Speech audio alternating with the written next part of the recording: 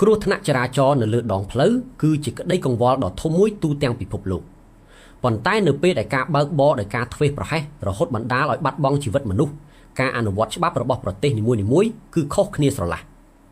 ក្នុងចំណោមបណ្ដាប្រទេសជាច្រើននៅលើទ្វីបអាស៊ីមានប្រទេសមួយចំនួនបានដាក់ចេញនូវបទបញ្ញត្តិនិងទណ្ឌកម្មយ៉ាងតឹងរ៉ឹងបំផុត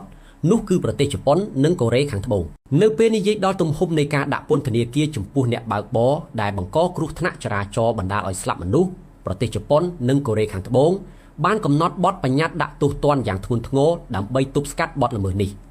កម្រិតទោសពន្ធនាគារត្រូវបានបែងចែកទៅតាមកម្រិតនៃភាពធ្ងន់ធ្ងរនិងចេតនានៃការបើកបរធ្វេសប្រហែសនៅក្នុងប្រទេសជប៉ុនក្រោមច្បាប់ស្តីពីបទល្មើសបើកបរដ៏គ្រោះថ្នាក់រហូតដល់ស្លាប់ឬរបួសក្នុងស្ថានភាពស្រវឹងខ្លាំងប្រើប្រាស់គ្រឿងញៀនឬបើកបរក្នុងល្បឿនហួសកំណត់កម្រិតគ្រោះថ្នាក់ដែលពិបាកក្នុងការគ្រប់គ្រងអាចនឹងត្រូវតុលាការកាត់ទោសដាក់ពន្ធនាគារចាប់ពី1ឆ្នាំរហូតដល់15ឆ្នាំ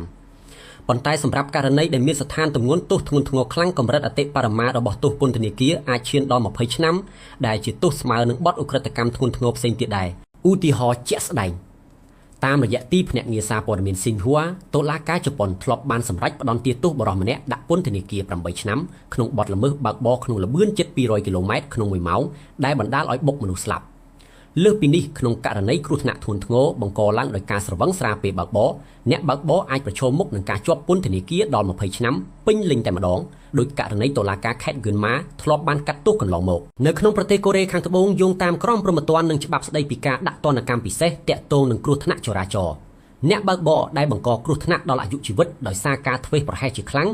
ឬការបើកបរទាំងស្រវឹងខ្លាំងគឺត្រូវប្រឈមមុខនឹងការជាប់ពន្ធនាគារយ៉ាងពិតប្រាកដប្រសិនបើរកឃើញកំហុសត្រឹមថ្នាក់ស្តង់ដារទោសពន្ធនាគារអាចមានរយៈពេលរហូតដល់5ឆ្នាំឬពិន័យជាប្រាក់ប៉ុន្តែប្រសិនបើរកឃើញថាស្ថិតក្រោមបទល្មើសនៃការបើកបរដោយគ្មានស្មារតីស្រវឹងជោគជាំឬស្ថិតក្នុងស្ថានភាពដែលមិនអាចគ្រប់គ្រងរថយន្តបានហើយបង្កគ្រោះថ្នាក់ដល់ស្លាប់មនុស្សគឺច្បាប់ពិសេសរបស់កូរ៉េខាងត្បូងកំណត់ទោសជាប់ពន្ធនាគារកាន់តែធ្ងន់ធ្ងរជាងនេះទៅទៀតតាមការសម្រេចរបស់តុលាការជាក់ស្ដែងដោយគ្មានការបន្ធូរបន្ថយឡើយដើម្បីផ្ដល់ភាពយុត្តិធម៌ដល់ជនរងគ្រោះ